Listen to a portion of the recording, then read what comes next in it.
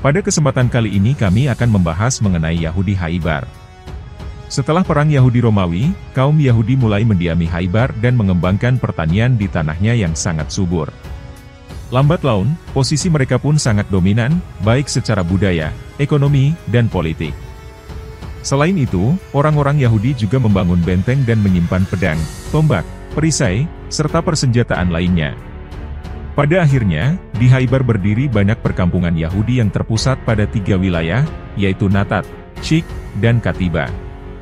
Sementara itu, di Madinah terdapat 3 klan Yahudi yang kuat, yaitu Bani Kainuka, Bani Al-Nadir, dan Bani Quraisyah. Saat Nabi Muhammad hijrah ke Madinah, beberapa tokoh penting yang ada mulai masuk Islam. Dalam perkembangannya, perselisihan antara Nabi Muhammad dengan 3 klan Yahudi terkuat di Madinah tidak dapat dihindari. Dari serangkaian insiden tersebut, Bani Al-Nadir akhirnya terusir dari Madinah pada 625 dan menetap di Khaybar. Setelah terusir dari Madinah, pemimpin Bani Al-Nadir terus melakukan upaya untuk mengumpulkan sekutu guna melawan Nabi Muhammad. Cara-cara yang dilakukan adalah dengan menyogok dan menghasut klan Yahudi lainnya, hingga mengadu domba umat Muslim. Para cendekiawan meyakini bahwa berbagai intrik yang dilakukan Bani Al-Nadir itulah yang menjadi penyebab Perang Khaybar.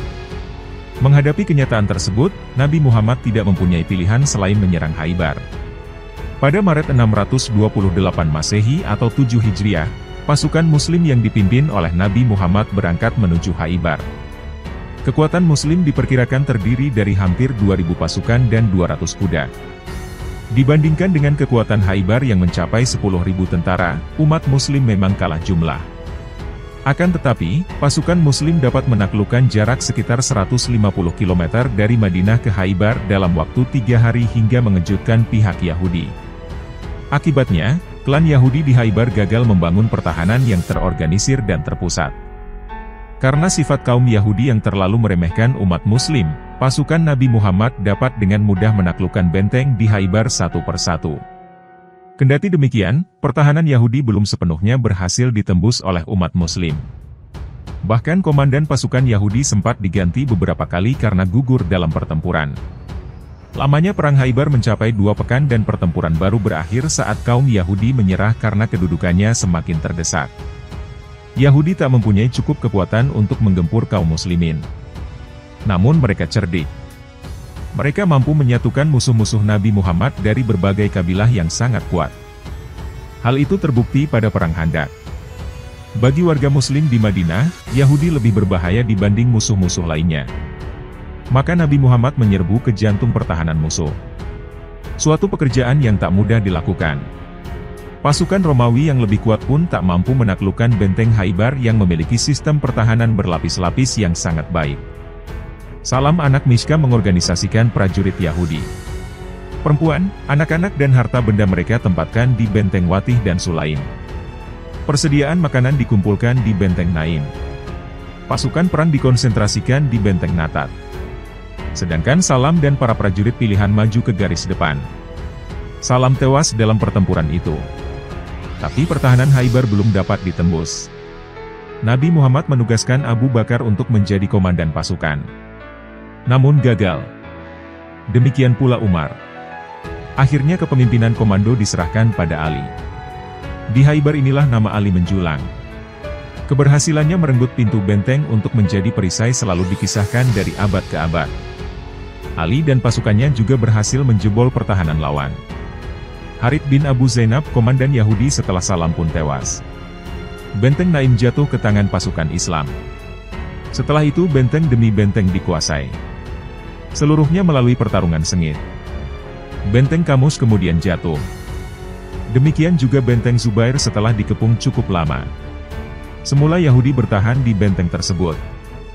Namun pasukan Islam memotong saluran air menuju benteng yang memaksa pasukan Yahudi keluar dari tempat perlindungannya dan bertempur langsung. Benteng Watih dan Sulaim pun jatuh ke tangan pasukan Islam. Yahudi lalu menyerah. Seluruh benteng diserahkan pada umat Islam. Nabi Muhammad memerintahkan pasukannya untuk tetap melindungi warga Yahudi dan seluruh kekayaannya, kecuali Kinana bin Rabi, yang terbukti berbohong saat dimintai keterangan Rasulullah. Perlindungan itu tampaknya sengaja diberikan oleh Rasulullah untuk menunjukkan beda perlakuan kalangan Islam dan Kristen terhadap pihak yang dikalahkan. Biasanya, pasukan Kristen dari Kekaisaran Romawi akan menghancur ludeskan kelompok Yahudi yang dikalahkannya.